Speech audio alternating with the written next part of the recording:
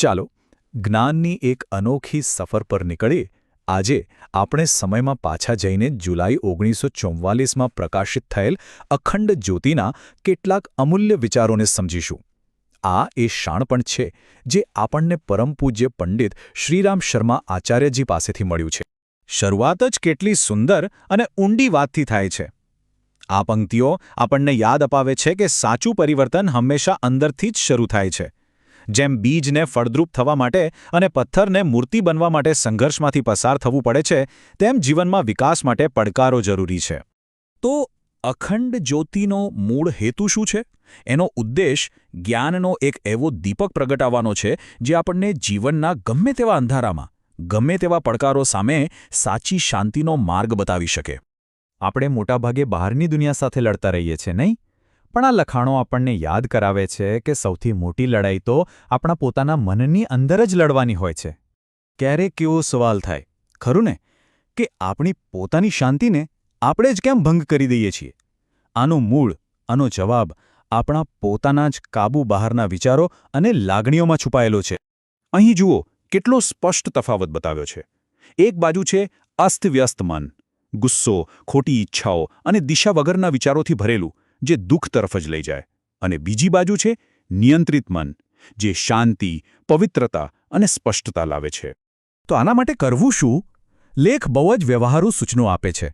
આપણા આંતરિક દુશ્મનો જેમ કે ક્રોધ અને વાસના, એને ઓળખો અને એના પર કાબૂ મેળવો।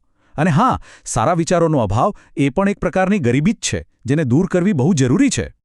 ચાલો હવે એ જોઈએ કે આ આંતરિક જીતને વાસ્તવિક દુનિયામાં, વ્યવહારિક જીવનમાં સફળતામાં કેવી રીતે ફેરવી શકાય। અહીં એક બહુ જ પ્રેરણાદાયક વાર્તા છે, એક અમેરિકન ઉદ્યોગપતિની, જે કામના બોજ હેઠળ દબાયેલો હતો। એણે એક સરળ પણ ખૂબ જ શક્તિશાળી નિયમ અપનાવ્યો। એ દરરોજ સવારે બીજું બધું જ ભૂલીને ફક્ત એક જ સૌથી મહત્વના કામ પર પોતાનું બધું જ ધ્યાન લગાવતો, અને એનાથી એના કામ અને જીવન બંને પ્રત્યેનો દૃષ્ટિકોણ જ બદલાઈ ગયો। તો આખી વાતનો સાર શું છે? બહુ જ સરળ સૂત્ર છે, સફળતા એટલે સાચો વિચાર અને એ વિચાર પર પૂરા ફોકસ સાથે કરેલું કામ। બસ પહેલાં સ્પષ્ટતાથી નક્કી કરો અને પછી પૂરી તાકાતથી એને પાર પાડો।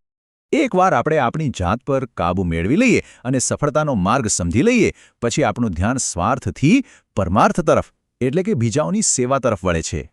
સેવાનું એક સૌથી શક્તિશાળી સ્વરૂપ છે જ્ઞાનની વહેંચણી। પુસ્તકાલયો અને વાંચનાલયો ખોલવા એ જ્ઞાનનું દાન છે જે સમાજને ઉન્નત બનાવે છે। પુસ્તકાલયો એ ખાલી પુસ્તકોના સંગ્રહાલય નથી, એ તો સમાજને જોડતા કેન્દ્રો છે। અહીં લોકો નકામી વાતોને બદલે સારા વિચારોની આપ-લે કરે છે અને પ્રગતિ માટે પ્રેરણા મેળવે છે। નિસ્વાર્થ સેવાનું બીજું એક સુંદર સ્વરૂપ છે પ્રકૃતિની સંભાળ। વૃક્ષો વાવવા એ માનવતા અને પ્રકૃતિ બંનેની અમૂલ્ય સેવા છે। જ્યારે આપણે પર્યાવરણનું જતન કરીએ છીએ, ત્યારે આપણે આપણું જ ભવિષ્ય સુધારીએ છીએ। ચાલો હવે થોડું ઊંડાણમાં ઉતરીએ અને એ આધ્યાત્મિક નિયમોને સમજીએ જેના પર આખું જીવન દર્શન ટકેલું છે। અહીં ધર્મની બહુ જ સુંદર વ્યાખ્યા આપી છે। ધર્મ એટલે કોઈ વાદ-વિવાદ કે સંઘર્ષ નહીં, પણ ધર્મ એટલે સદાચારનો માર્ગ, યોગ્ય કર્તવ્ય, જે સમાજને જોડી રાખે છે। આ તો એક જીવન જીવવાની રીત છે। અને ચમત્કાર વિશે શું? એ કોઈ જાદુ નથી। જ્યારે આપણી શ્રદ્ધા અતૂટ હોય અને આપણું જીવન ધર્મના માર્ગે ચાલતું હોય, ત્યારે જ જે અશક્ય લાગતી ઘટનાઓ બને છે, તે જ કુદરતી પરિણામો છે।